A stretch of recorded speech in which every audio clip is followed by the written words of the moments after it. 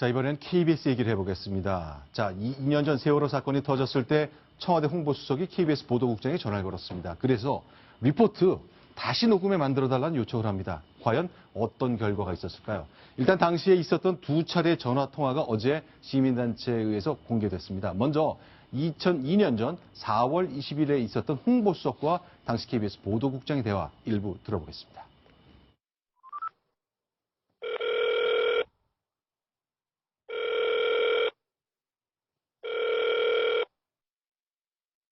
지금 그런 식으로 9시 뉴스에 다른 데는 아니고 말이에요. 이 앞에 뉴스에다가 지금 해경이 잘못한 것처럼 그런 식으로 내고 있잖아요. 소양 안도까지 처음에 이렇게 짓밟아가지고 정말 하여튼요 좀 부탁합니다. 앞으로 정부 교체 시간이 그걸 좀 봐주세요. 아니 선배, 솔직히 우리만큼 많이 도와준 데가 어디 있습니까, 솔직히? 진짜 그냥 좀 도와주십시오. 진짜 너무 진짜 힘듭니다. 지금 저렇게 뛰고 있는 사람들 이렇게 밟아놓으면 안 됩니다. 좀 더 제발 좀 봐주십시오. 정말 조금 봐주십시오. 정말. 예, 알겠습니다. 예. 자, 저 장면을 좀 설명을 좀 드려야 되겠습니다. 천상일 차장. 세월호 사건이 터진 것이 4월 16일 2년 전입니다. 닷새 후네요. 네, 닷새 후에 한 밤 9시에서 10시 사이에 네. 이정현 청와대 당시 홍보수석이 김시곤 당시 KBS 보도국장에 전화를 걸어서 네. 이제 어떤 안 좋은 기사는 조금 빼주고 네. 조금 자제를 좀 해달라, 일부 수정을 해달라 이렇게 요구를 합니다. 자, 해경 지금 비난하지 말고 일단 사람 구하는데 주적을 해달라. 며칠 지나서 좀 비판을 해달라는 요구를 하죠. 그렇습니다. 네.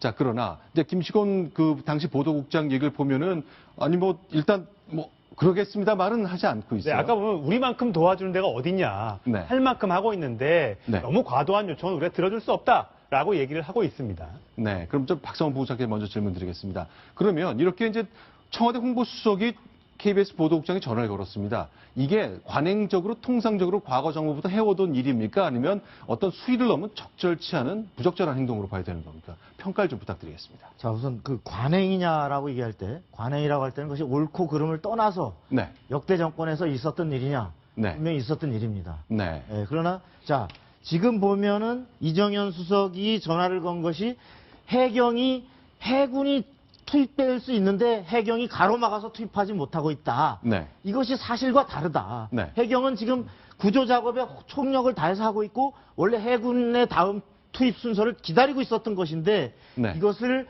지금 한참 구조 작업과 이런 또 하고 있는 이런 것에 사기를 꺾고 잘못된 것을 전파하는 행위를 중단해달라는 요청을 네. 부득이하게 긴급하게 했다. 이런 게 이제 이정현 수석의 주장이잖아요. 네, 네. 자, 그렇다면 네. 저런 것이 만일에 오보라고 하면 네.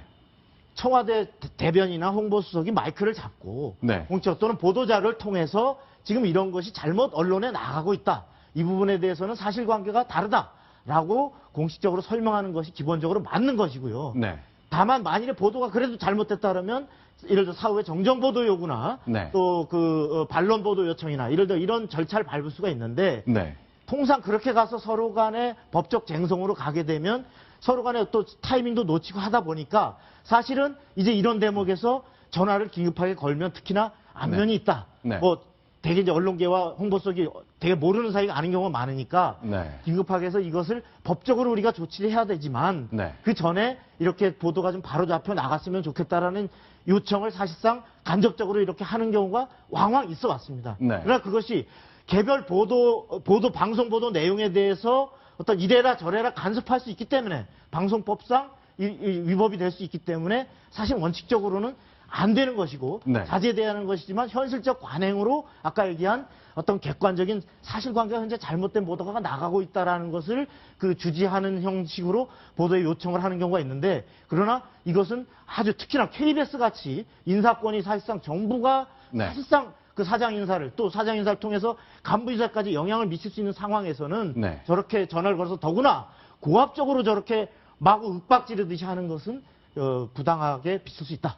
그런 생각이 듭니다. 자, 그럼 이제 어제 공개된 전화 통화는 두 개입니다.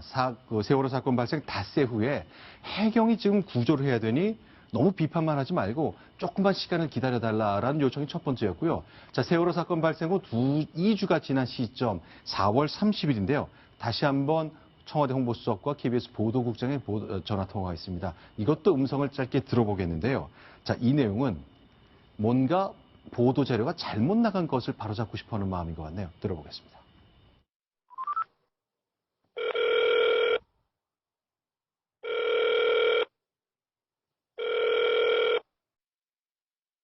나 하나만 살려주시오. 진짜 이거 미치겠네. 어찌요? 오늘 저녁 뉴스 내일 아침까지 나가요? 일단은 라인까지 나가죠. 뉴스라인 한번 좀 바꾸면 안 될까? 일단 뉴스라인 쪽에 제가 한번 얘기를 해볼게요. 장님, 나 이거 한 번만 도와주시오. 좀 아예 그냥 다른 걸로 대체를 좀 해주든지 아니면 한다면은 말만 바꾸면 되니까. 그래서 조직이란 게 그게는 안 돼. 내 힘으로 하시는 데까지 내가 좀 해볼게요. 내가.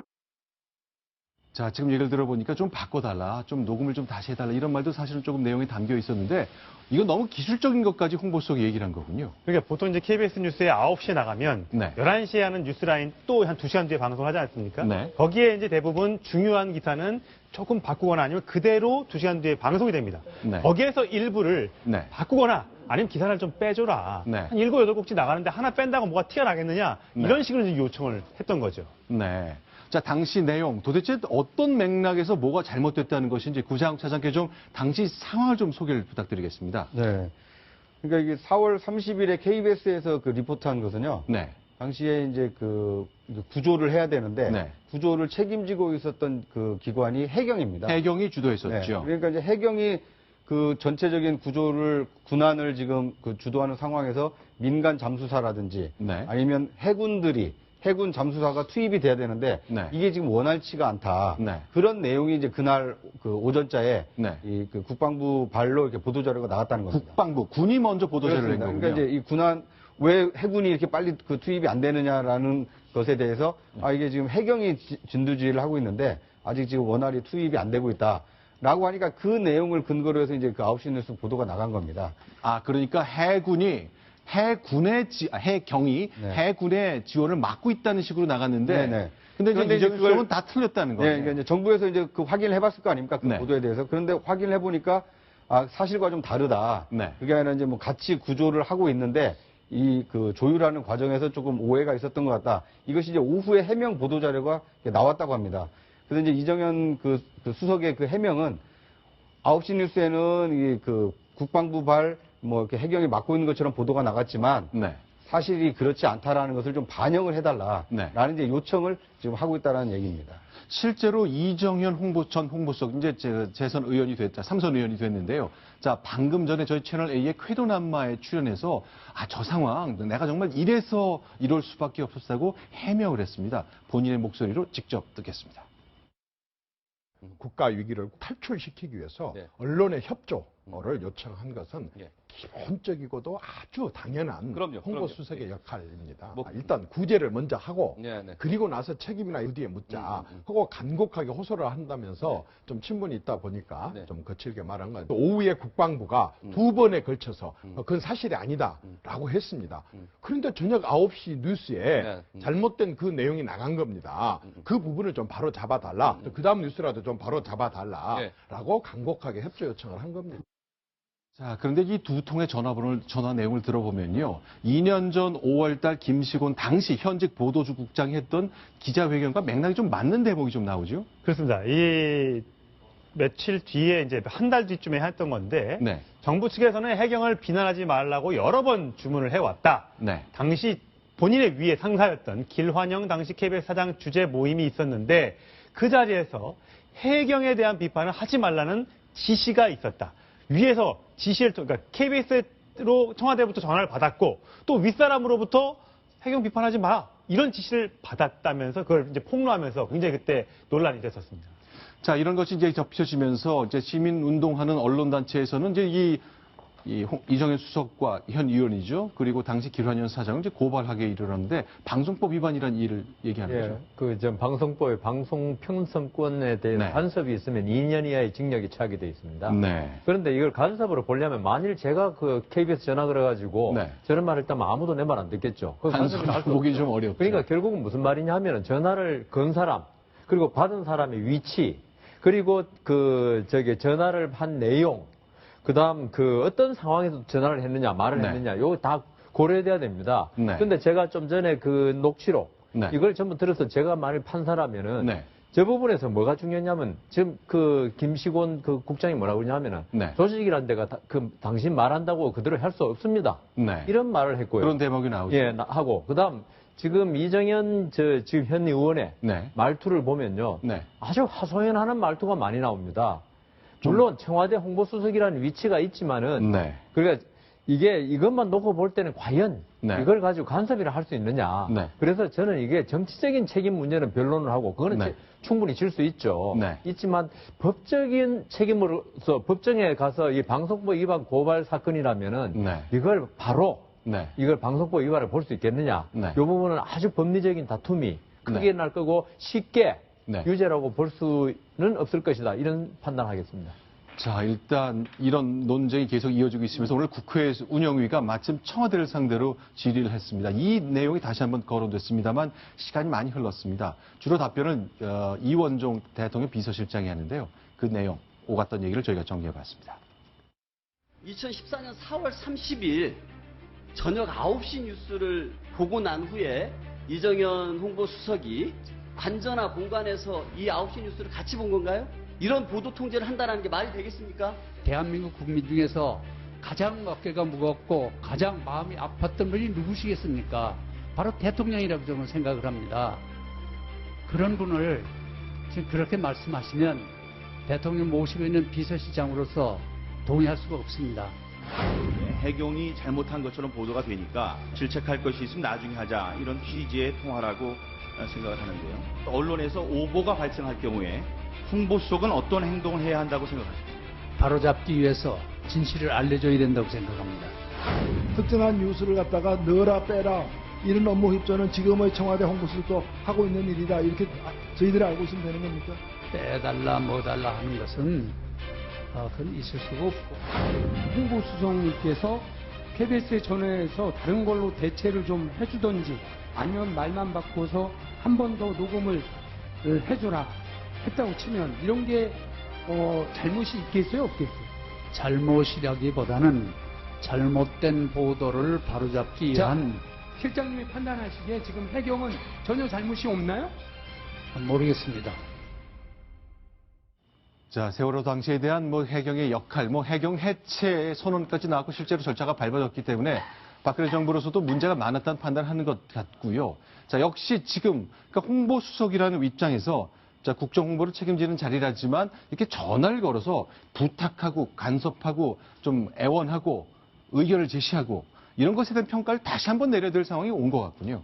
자, 아까 이원종 청와대 비서실장의 오늘 답변 중에서 네. 잘못된 오보에 대해서 바로잡고 제대로 알려야 되는 것은 홍보수석의 임무다. 네. 이것은 맞습니다. 네. 예, 그런데 그 방식이 문제입니다. 네. 그 방식은 아까도 말씀드렸듯이 네. 법이 용인되고 또 법 이전에 네. 그 지금의 상황에서 언론과 권력의 관계에서 네.